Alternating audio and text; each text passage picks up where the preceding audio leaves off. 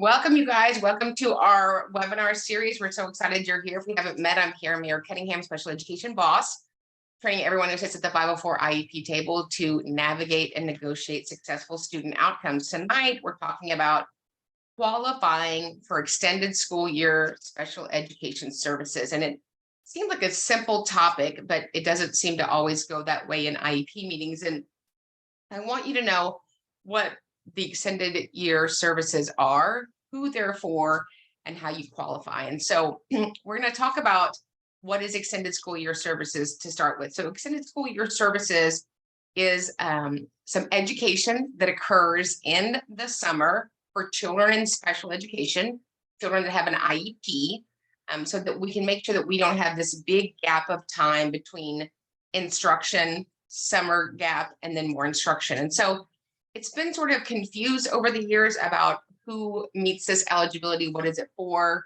And so I want to clarify that. So I want you to not fall into the trap of being talked out of it. And I understand that schools are sometimes short on staff, and they're sometimes looking at a specific group of kiddos with disabilities that they think might meet eligibility for special education extended school year services. But I want to talk to you about who those two parties are. So the first party that we're going to talk about for special education that we would talk about for extended school year services are going to be a child with a disability who has documented regression on IEP goals with a profound amount of time to recoup them. So Karen, what is a profound amount of time to recoup them? And while it's never stated in the law or state statute, I would argue that a profound amount of time to recoup those skills on an IEP goal, we're looking at a grading period. So, right, so wherever you are, that could be a 9-week period, that could be 6 weeks. And so I call it the Etch-a-Sketch. Some of our kiddos come back from summer, they come back from a holiday break or an extended winter break, and they just have lost these skills that they had acquired during specially designed instruction when they're in special education. And it takes them a profound amount of time to recoup them. And so if that is the case, then those IEP goals that was the criteria for, then we would have them in special education extended school year services. And that could be any of your goals. That could be a sensory goal, that could be a deaf and hard of hearing services, that could be vision services, that could be working with your intervener if you're deaf blind, that could be functional needs, whether that's eating, dressing, those sorts of things, behavioral, emotional needs, and certainly, of course, academic needs. And so we look at those as we receive IEP progress reports throughout the instructional year. You want to make sure that you're matching those up to see if first, did they even meet their IEP goals, right? Because that would be a conversation to talk about for extended school year as well. And is there regression from when they had made gains on their IEP goals prior? And so that's usually what's talked about in the annual IEP meeting. It is a legal requirement that at least once a year at the annual IEP meeting, wherever you are in the United States, that we are required to talk about extended school year services, whether you're going to accept them, not accept them, or you don't even care about them, right? It's a requirement for the LEA, the local education agency, to address the need for extended school year services for the student with a disability. I think that one criteria that we miss and often never talk about is where a lot of our kiddos are going to meet eligibility. Do you have kiddos in special ed that are going to have documented regression on IEP goals? Not very often am I going to run into documented regression on IEP goals with a profound amount of time to recoup them, right? However, we have to look at the second prong, which is rarely brought up from the school-based members in the IEP meetings that I sit in. They might be brought up in your school district, and that's fantastic. But you want to make sure that as you are the parent or you're representing parents or you're a school-based member, that you talk about this second criteria to the parent of the child with a disability. And that second criteria is concern for loss of critical skills. The second criteria is concern for loss of critical skills. So what does that mean, Karen? That means I have gained a skill over this academic year, this instructional year, this IEP year, and it's critical for this student with a disability to be successful. And we want to have ESY services, extended school year services, so that we don't have a loss of that critical skill that student has acquired. And so there is going to have to often be a lively, robust conversation with the school-based members over that second criteria, if in their mind they weren't programming for that. I sit in a lot of IEP meetings and I hear a lot of interesting things to describe ESY. And I'm sure you have, and you can certainly put in the comments the interesting things that you've heard.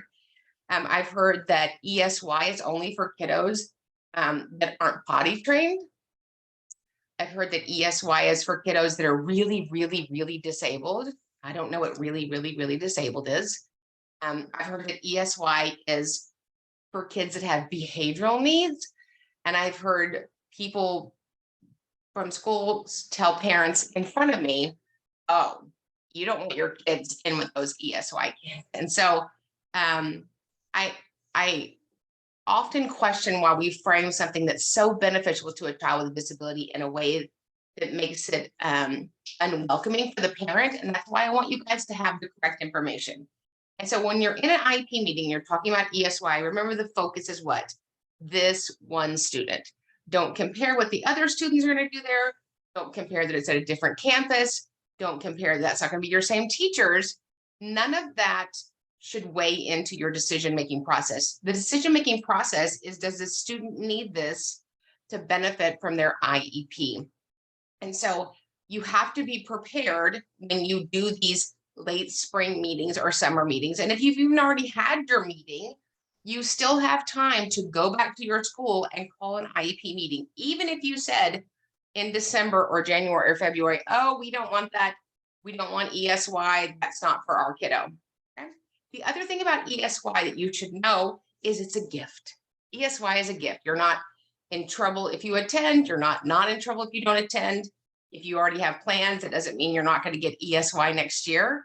And you can attend the pieces of it that you're able to attend. Obviously, parents have vacations and plans, and sometimes kiddos are with grandparents in another city, so it's not accessible for them.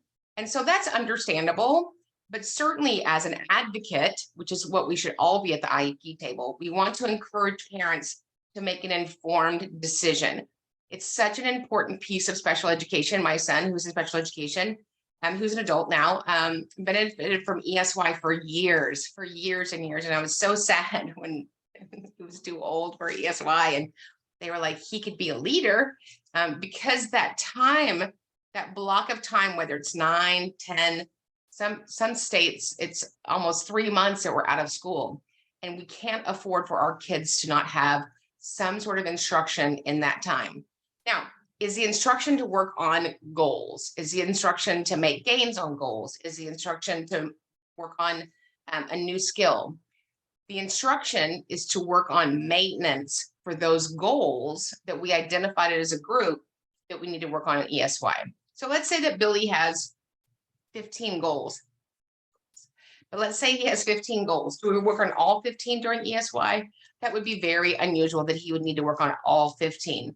So we want to decide as a group, which of these critical areas or which of these goals did he regress and have a profound amount of time for recoupment that we need to work on that during the summer. Okay. The other thing you need to know about ESY is that it's less than an instructional day, right? It's not whatever your school is. Let's say your school goes from 7 to 3, or I don't know, they might go to from 6 a.m. to midnight. Schools have changed so much. So it's not a full instructional day, nor is it all day long, all week long. And so depending on the kiddo's age, I have some kiddos that go for an hour a day. I have some kiddos that go for 2, 3, 4 hours a day. And there are some kiddos that go for the entire day. And it's usually 2 sessions in the summer. It's 2 sessions. There's session 1 and session 2. See how I did that? The 2 sessions. And some school districts are great and they have them all day long. They feed them breakfast and lunch. And some kiddos just need to go for an hour, maybe 2 days a week. It's never 5 days a week. At maximum, I've seen it is 4 days a week. And so I wanted to give you a framework of what that looks like so that you can go back to your team if you think that that would be appropriate for your child. Because remember, in special ed, we never say the B word. We never say best. not what's about best for our child, what is appropriate for our child so that he can make expected gains and keep those gains. And so I wanted you guys to have some sort of framework about what it's for, who it's for, and who meets eligibility. And so there is no specific disability that wouldn't be eligible for special ed services in the summer, extended school year. I've often heard parents told that, oh, he doesn't have the right disability to have extended school year services. So when you hear stuff in an IEP meeting that sounds wrong, you know what that means? Okay, so we want you to have an informed ability to make decisions and for ESY. And so a lot of my kiddos that have related services or instructional services, depending on where you live in the United States, physical therapy, occupational therapy, speech and language therapy, Braille, vision services, interpreter services, intervener services, counseling as a related service. Those certainly are things that you want to think about for criteria for being part of extended school year services as well. And often during the summer, they have other programs that are maybe not exactly aligned to a goal, but they meet the needs of your child with a disability. So let's say, for instance, you had a child that had a speech impairment and autism, and they had a lot of emotionality, and that student was really struggling to make friends and work on pragmatics and social appropriateness for language and that sort of thing. A lot of times ESY is offered for those students, and they call it a social skills camp. And so I just want to make sure that you are pursuing that and not being, dismissed, because I think we all know I love to be dismissed, said no one ever. And I want you to make an informed decision. And respectfully, I love public school. There's not a better setting that you can get for kids with disabilities in public school when we get it right. And we get it right almost all the time. However, you have to understand that when ESY is being described to you, it might be being described to somebody who their ESY is full, or the staff that they had for it is full. And so I don't want you to let that frame your decision. If your child needs ESY and your IEP meeting is the last day of the school year, he has the same amount of access and benefit and right to participate in extended school year services. So I hope that's helpful, and that will give you a better framework of what is extended school year, who is it for, and how would it benefit a child with a disability. And so we're going to open it up for questions. We have our information at the end. Alicia's going to share some slides with you guys real quick. She's going to also drop the slides into the chat. But we wanted to open up for questions for ESY. And then after that, we can have a million other questions. So Alicia, you want to read the questions for me? Yes, ma'am. We have a few that came in. First one, we have been told that we have to offer ESY for a time comparable to what typical peers are receiving. In our case, 3 hours, 5 days for 4 weeks. Right. So typical kids aren't receiving ESY.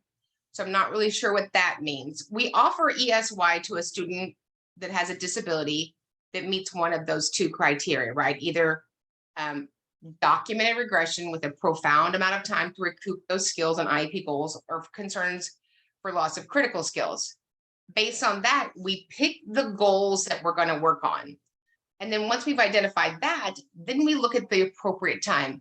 If you're just going to work on handwriting, let's just say, for instance, it's just handwriting, then you don't need to be there for 4 hours, right? If you're going to work on O&M, orientation and mobility, again, you don't need to be there for 4 hours a day. So based on the need and the goals that we identified to work on maintenance, because remember, the goals are just for maintenance, they're not to increase, then that drives the amount of time that we're going to recommend for ESY. Perfect, thank you. Does ESY apply to early education preschoolers with developmental delays? Absolutely, yes. And I'd like to thank the ESY teachers from 1999 for potty training myself. So, yes, especially those years, because those are critical skill years, absolutely. Perfect. And then this one is from an anonymous attendee. It's a little lengthy, so hang with me. We have a 13-year-old student with Down syndrome. They're cognitively between 1 to 3 years, and they are deaf. The student has no language other than mimicking or copying. We did not find out about the hearing difference until his parents attended an ASL class held by my district. We placed a qualified communication specialist in his life skills class with him so that he is getting some ASL, but the life skill teacher is not doing consistent language. There is a pushback from the district to place him in the TOD for language development. Our concern is that he's not receiving language, and I'm curious on how to present this to the district at his read next month. So a couple of things going on there, right? So we just we have to look at first of all, what is the primary disability? Is his primary disability intellectual disability? Is his primary disability language? Is his primary disability deaf and hard of hearing? I would argue, and this is a buffet, take what you want, leave the rest. If he has that sensory loss, from where I sit, almost always, if a child has a sensory disability, a hearing loss, I would say that's their primary disability, because you're missing so much incidental learning, right?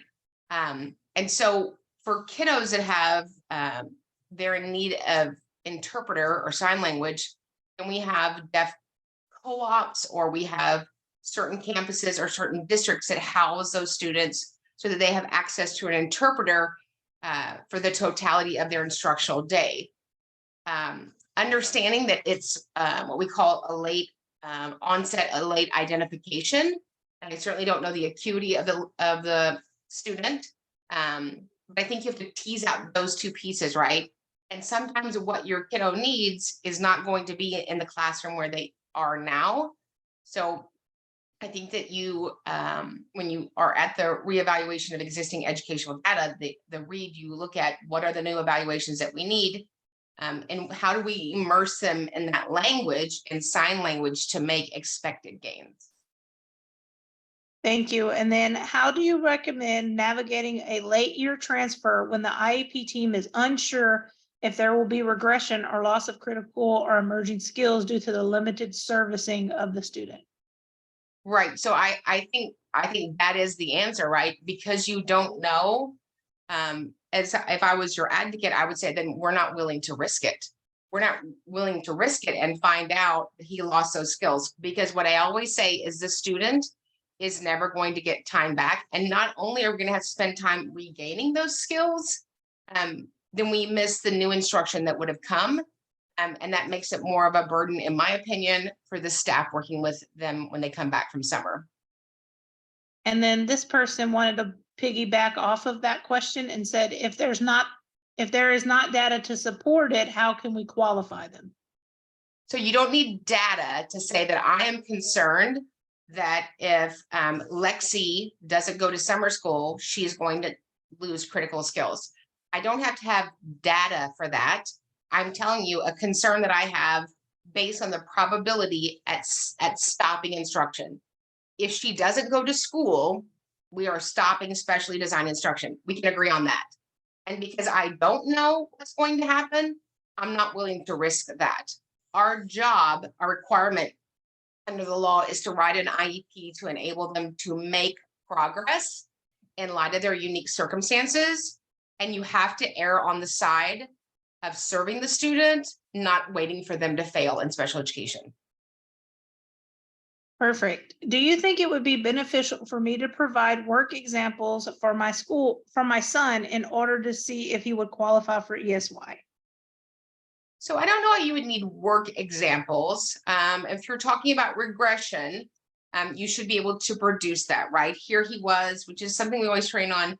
When I'm in an IEP meeting, I got 3 things on deck. I have last year's full annual IEP meeting. I have the full IEP meeting that we're going through today. And then I have his FIE. And so a lot of times when you look back at those present levels from year to year to year, the growth is almost non-existent, not even the expected rate of growth. And you could argue that that could have been from lack of services in the summer. But the school should have all of the data.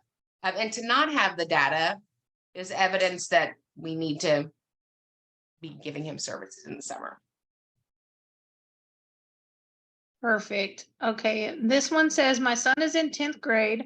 has always been denied ESY because of no regression, which actually is untrue. The triannual showed it. This year was the first time that they owed him time for math because he is 8-year math goal due to a math disability, which because they failed to notify me, he failed to meet the goal. And the class, despite this, has failed to provide services. We have been in a revolving door of IEPs to even address his annual, and they keep marking no ESY.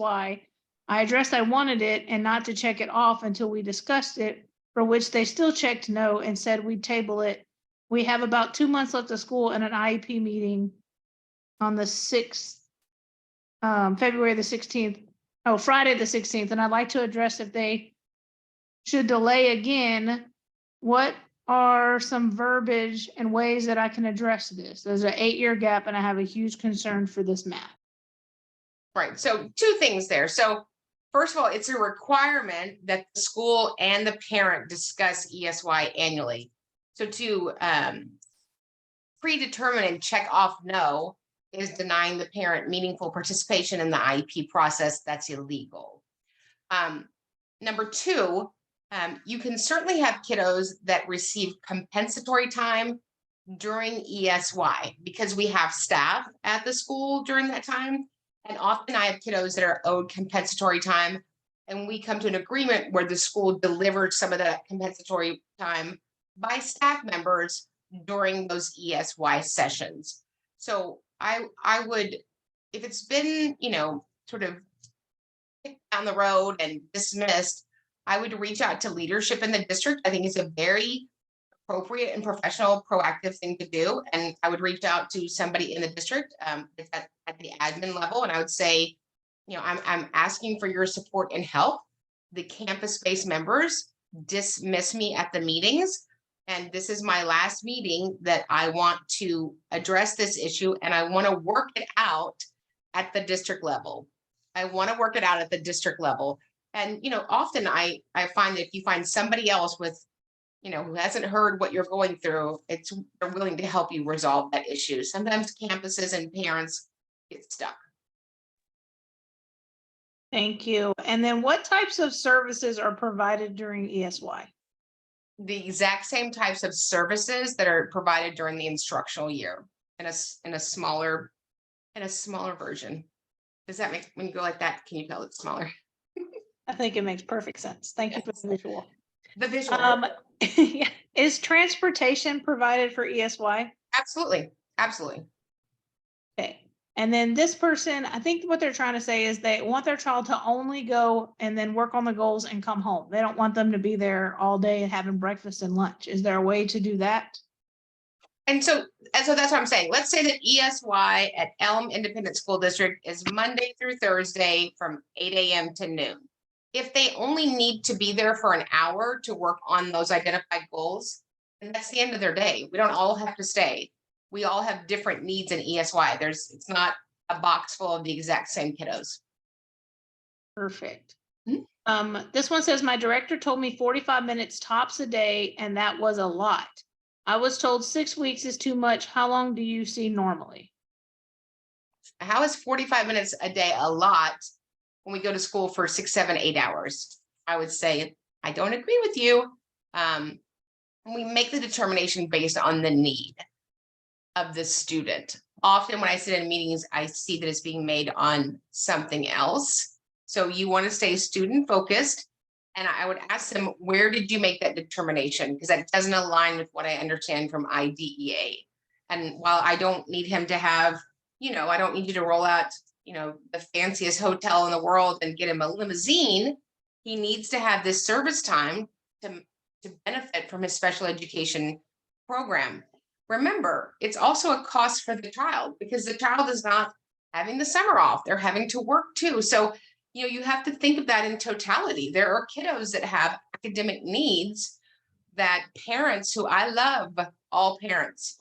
And when my kids were younger, I guess the same tutoring services, we have all of these brain buster places and come on down, we'll make you smarter, and tutoring. And I've got families going to tutoring in the morning. They go to tutoring in the afternoon. They go to brain camps over the summer.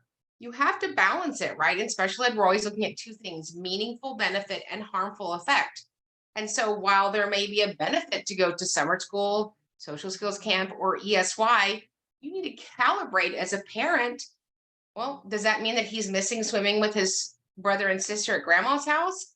Because all of those things come into play. We do not want our children to be recoiled by school, because then we'll never meet that three-prong threshold, right? Gainful employment, independent living, and further education. If we make it so unpleasant, they won't ever have education after public school's done. Perfect. And then the one that was talking earlier about giving this work samples, she responded to let us know that they're a late in the year transfer from a charter school to the public school. So they are talking about actually dismissing him from what his current setting was at the charter school. And so she's trying to figure out how to give them the data to show he still needs these services. Right. So here's my favorite data, dear. So I love a 3-minute cold read and a 3-minute cold write. So whatever instructional level you say that my cherub's out, I'm going to, when he's happy, I'm going to start my phone recording and I'm going to let him read for 3 minutes. And then that speaks for itself, because I can get their fluency, their cadence. Are they changing words? Did they have a slow start? You can see almost everything you need to see in reading needs when you look at a 3-minute cold read. And then I do a 3-minute cold write. So everybody's happy. I give him a pencil and a pad of paper and I say, write about your favorite thing. So there's no cognitive load. I'm not asking you to describe the difference between the Democratic Party and the Republican Party, right? I will ask parents, what's Lexi's favorite thing right now? Oh, Barbies. Great. Have her write for Miss Karen 3 minutes how amazing Barbies are. So they're not using any cognitive load to write. And in those 3 minutes, I can see a lot. Do they struggle to get started? I had a kiddo that did a 3-minute cold read, and I'm sorry, a 3-minute cold write, and she erased and erased and erased and erased and erased and erased and erased and erased. And she was actually gifted, but also in special ed. And when she was done after 3 minutes, there were 7 words. 7. And so I was able to show that video, because we all know that a picture's worth 1,000 words. Of video usually silences the crowd. And I could show that this is why she's struggling with written production, because she's so in her head and overthinking it. So that what my child actually does has always been gold for me as it relates to data for the IEP meeting. I can also tell you that I've offered, because I do love a good offering, 1,000,000 times to play the recording. Let's listen to Lexi read for 3 minutes at 13 words per minute. And you know what the IEP team says? That's not necessary. Why do they say that's not necessary? Because what I'm sharing with them isn't news for them. And so, you have to make sure that you come fully equipped with the same level of data that the school does, because we have an equal responsibilities, right? We're equal team members. We're the LEA, the local education agency, and the parent. And so I want parents to get on board and know what their child produces academically as well. Perfect. And then what are your thoughts on a student moving from early childcare, like EC, to kinder, from elementary to middle, and attending the ESY at the new school? So it doesn't matter to me where the ESY is. It matters to me that they're getting that specially designed instruction to maintain whatever gains they have and not have any more loss on those IEP goals. Perfect. And then what should the raw data look like from the teacher? I feel like this is a trick question. It should look like the teacher. If you ever get raw data and it looks like somebody typed it out and it's perfect, I'm gonna say no. If I'm ever really in a place where I'm looking for raw data, and Alicia can get it for you, it's in the academy. We have a form that we request open records. And while teachers don't have to put everything that happens for a kiddo in special ed into the cloud, the portal, and open records, there has to be open records that support that we've delivered the IEP. And so usually if I'm in that place, that's what I'm going to ask for. But as I ask for open raw data collection sheets, when I'm in the IEP meeting, I will say, hey, just want to let you know that Alicia is going to want to pick up her child's IEP raw data collection sheets at the end of every grading period, every 9 weeks. So do you want her to bring you a zip drive? a ream of copy paper, how should she pick that up? So you want to front load that when we're all in love, right? I always say it's much easier to give a directive during peacetime than in war. Additionally, if you have already been in the IEP meetings and you are struggling to believe that data is being collected, then I would say I need to pick up my child's raw data collection sheets in 10 school days. Who can I pick those up from? And stay on it. I mean, I have many people that it's been, I don't know, like 17 years and there's been no raw data collection. And so we are charged with collecting data. Great decision, March 22nd, 2017, Andrew F. US Supreme Court decision says that we have to collect data. Everything in special ed is about measuring, right? That's why the goals have to be measurable, because we're going to collect data. And so make sure that the data that you get can be charted, graphed, and screen shared. Yes, okay. This one says our school's ESY only goes for the first 2 weeks when school ends, then they are out for 2 months. I'm confused on how that will help if they're still being out for 2 months.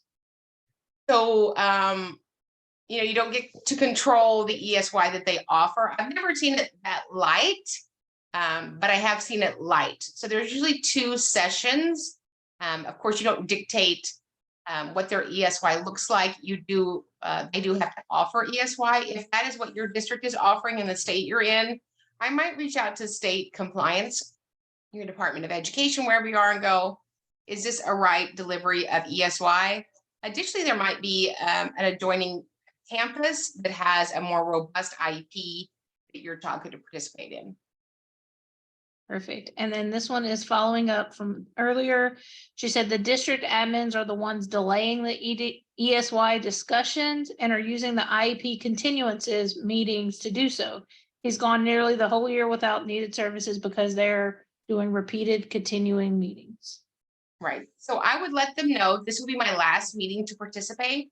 And we need to confirm that we'll get through all IEP agenda items. And that, again, is where I would reach out to district admin to make sure that we have one more meeting and it's efficient and we address everybody's concerns, from the parents to the local education agents. Okay, and then Tanya, she said, is this a Tanya question? This is a Tanya question. I'm gonna hold on. Okay. I'm ready. Okay. It says, does ESY cover the learning of a new communication device, as we have been fighting all year to get one? Love you, Alicia. Don't kill me. It doesn't cover learning. It covers maintenance, right? So let's say that we've learned to, I don't know, plug it in. Might work on plugging it in. So again, it's about maintaining what was already acquired, but there's not new learning. But maybe we could get some of those staff members. That's just that's another webinar. What if the teacher tells you that they don't collect raw data, they only collect work samples? Would it be the same thing?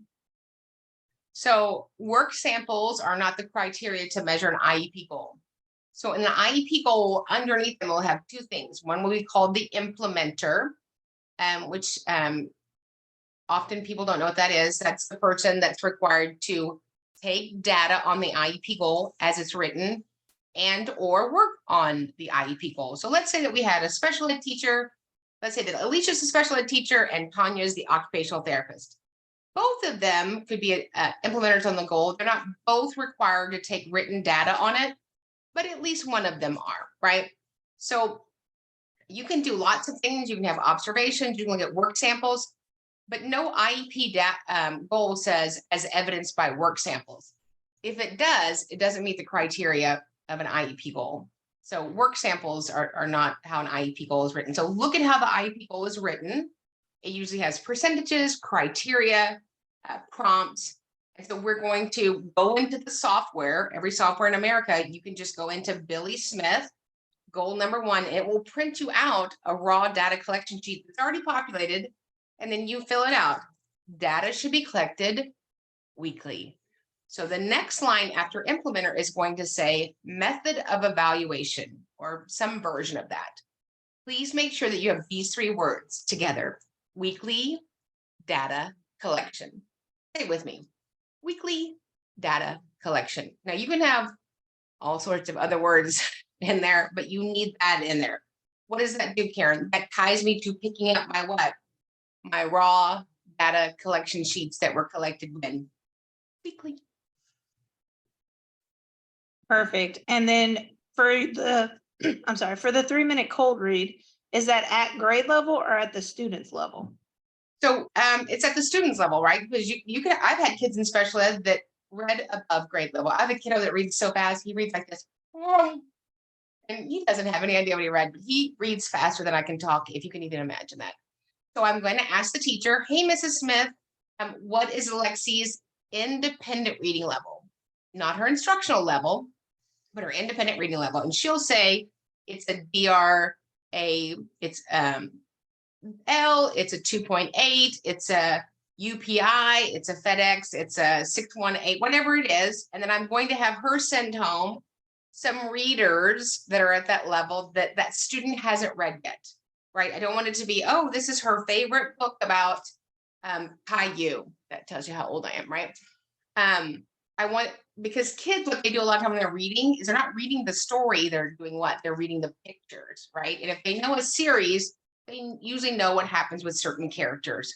And if they don't have that, you can just go online and print them off. It's nothing to do that. So if they're reading at a level J, that's great. Can you send home a couple readers this weekend? We're going to practice on reading, which they should be sending home anyway. And then, you know, the videotape doesn't lie. Is there a videotape in your cell phone? There isn't mine. Never mind. Is there it? I don't know. Will you check next time? I think that like there's like. Yeah, it just comes on out. Now I forgot the oh, okay. So I have a question if that's okay. Yes.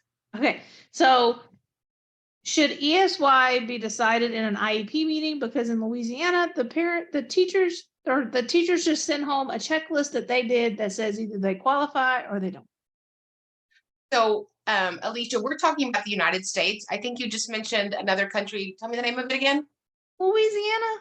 Oh, Louisiana. Yes, it's a great country. My grandchild lives there.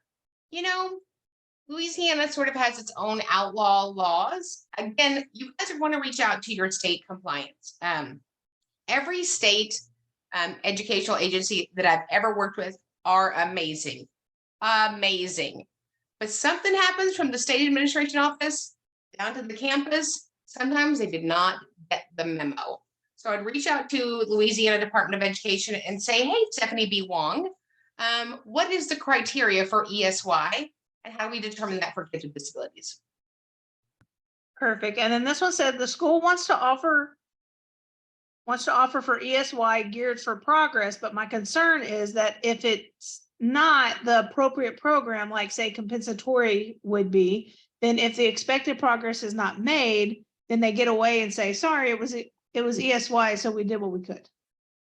Right. So the intention for ESY is not progress. It is maintenance. It's sustaining. It's to make sure there's no loss.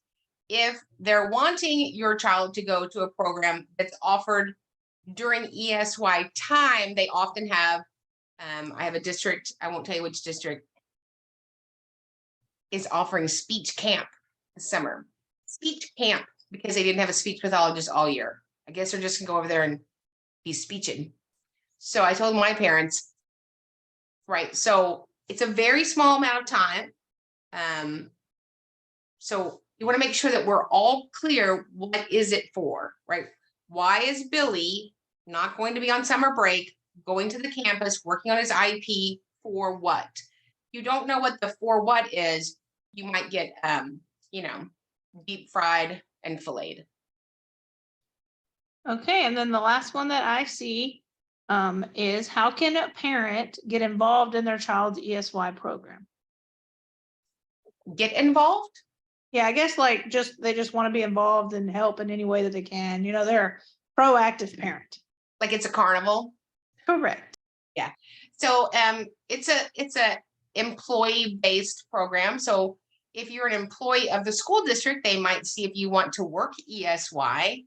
That might be a consideration. You probably wouldn't work with your child, but it's not like I'm going to bring up, you know, cupcakes for Miss Cindy's birthday. Okay, and then we did get one more. Should the ESY teachers be special education certified? The district told me that they have it. However, they do not have a sped teacher currently signed up to teach it. They're gonna need one of those. They're gonna want to need. Let me tell you an ESY story. It's funny. It's only funny is after you go through it. I was at a meeting back in the olden days where we went in person and we were this close to each other. And my student is deafblind.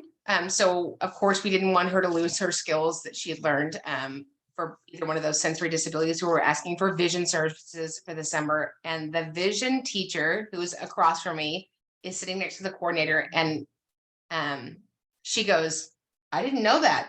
I didn't know she wanted to go. Like we're on, and so the coordinator's going, we'll talk about this later. We'll talk about this. She goes, I have plans this summer. I have plans this summer. I have plans this summer. And so it's not funny. Of course, she got vision services that summer, but a lot of times parents feel pressured by the response from the district about staffing issues. And I'm going to tell you, love, respectively, that's none of our business. Your child needs the services. Nobody's going to call you when your child's 30 and go, listen, about 2023, we'd like to make up for that. So you stick the landing. If you believe that your child needs ESY, then don't be moved by any response from the district other than, that sounds fantastic, let's get that scheduled. Okay, and then are you open to answering questions not about ESY? Yes. Okay, perfect. This one is from a gentleman. He said he just wants some clarification on how to handle behaviors to make sure that they are correct in a Strive classroom.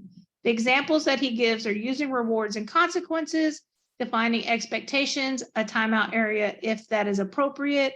What do you do when a special need child misbehaves? So that's a lot in that question. So first of all, not a fan of timeout areas. I think that you have to first ask yourself, does the student have the capacity to understand what you're doing? Right? I understand first and then, right? I just had a kiddo in life skills that was suspended. He was suspended for 3 days. He doesn't understand what he's suspended for. And so the point of a consequence or a discipline or a timeout is to what? Mitigate that outcome, right? And depending on if they understand that or if it's purposeful, you would use it. And if it's allowed by your district, some districts don't like it or allow it. I was in a meeting today and somebody's in the goal, it said, stay in their designated area, tape around their desk. I don't like that. So I made them take it out. I don't want kids taped off by their desk. And so it's really important that we understand what we're doing. Is the behavior something that can be shaped?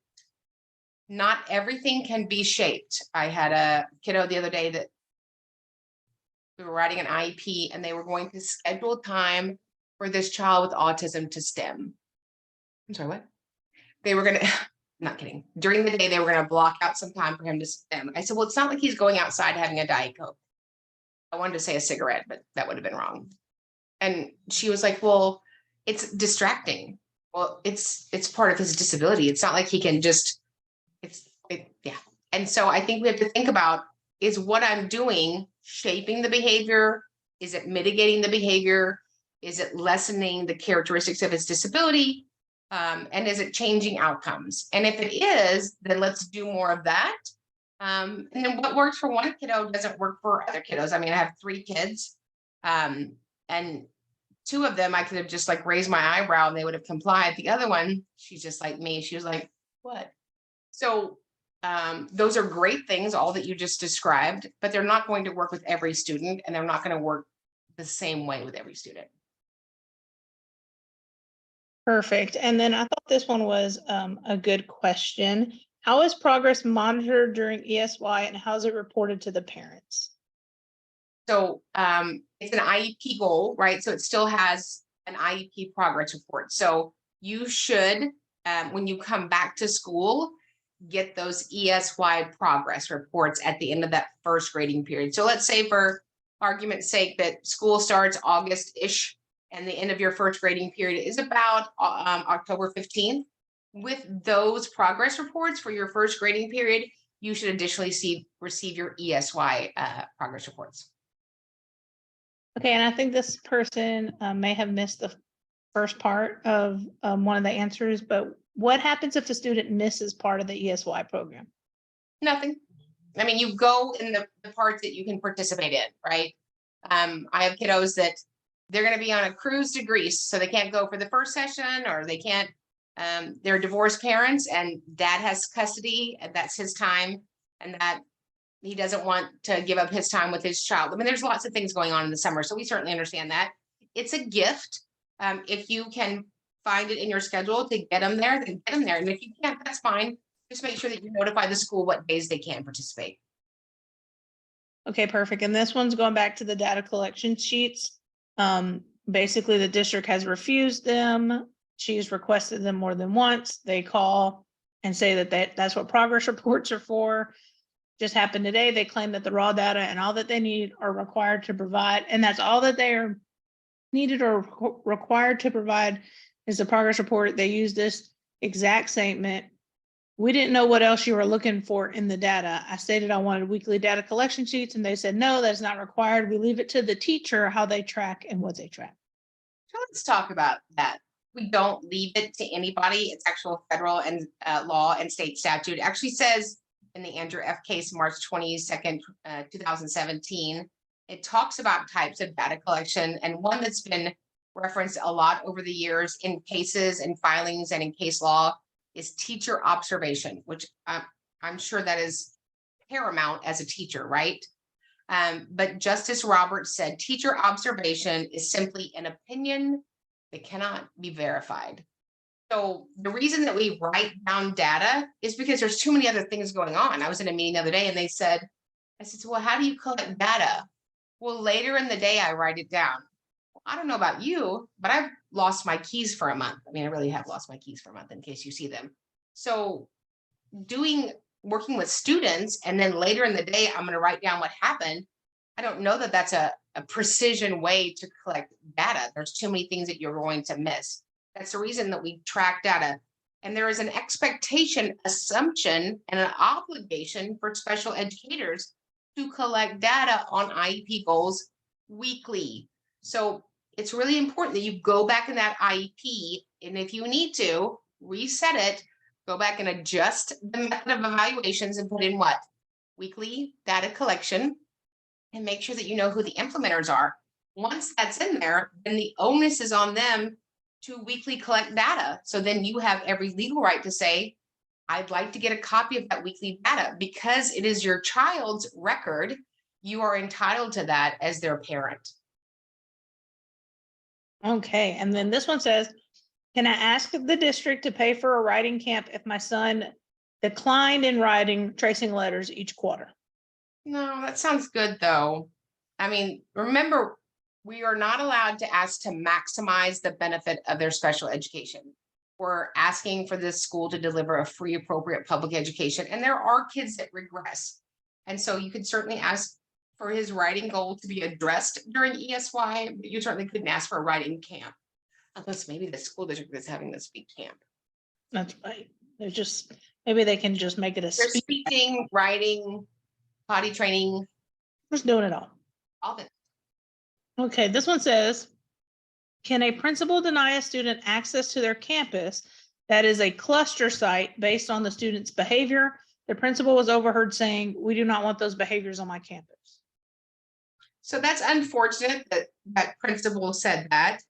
Where we implement the student's IEP is determined on a number of factors, right?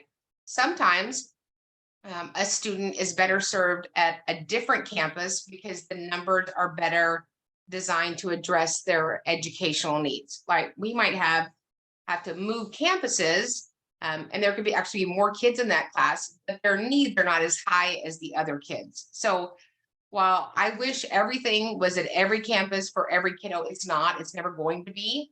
That would be an undue burden for school districts. And additionally, if the principal said he didn't want my kid there, then I don't want him there. Amen. If an aid is provided for the student in an IEP, will that be provided for ESY? Maybe not a one-on-one aid, but it certainly would be a higher ratio as you do instruction. Perfect. And can the data from ESY be used to alter the traditional school year supplemental aids and services? Yeah, I mean, I think that's the great thing about ESY, it's not going to be the same teacher. So let's say that Alicia was your amazing teacher during the year, and then now Tiffany is your teacher in the summer. She might see another way to instruct or work on something. And if that's information that can serve during the, academic year, then we certainly want to know about that. Okay, and then the last one I see again is, does LRE apply to ESY? It doesn't.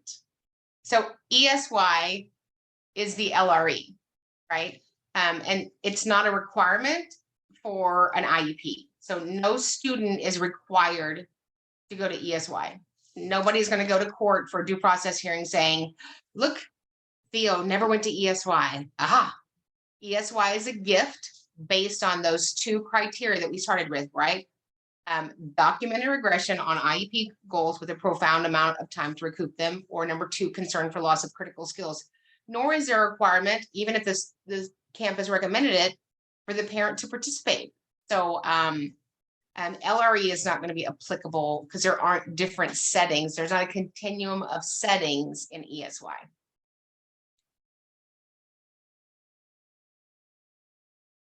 Sorry, I didn't realize I was muted. Okay.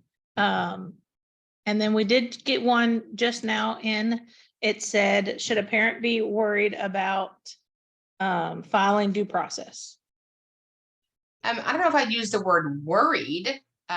Due process is a very serious commitment emotionally, financially, and it's, a full-blown fist fight, right?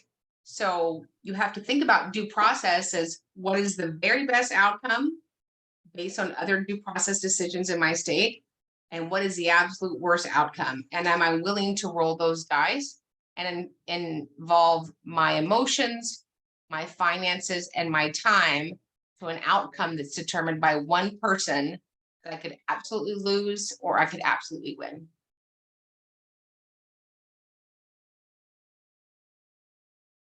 So here's our information. Of course, that's me when I was an owl and I went to school and I was standing on my books. But really, our one goal is successful student outcomes. And so we're always here to serve you.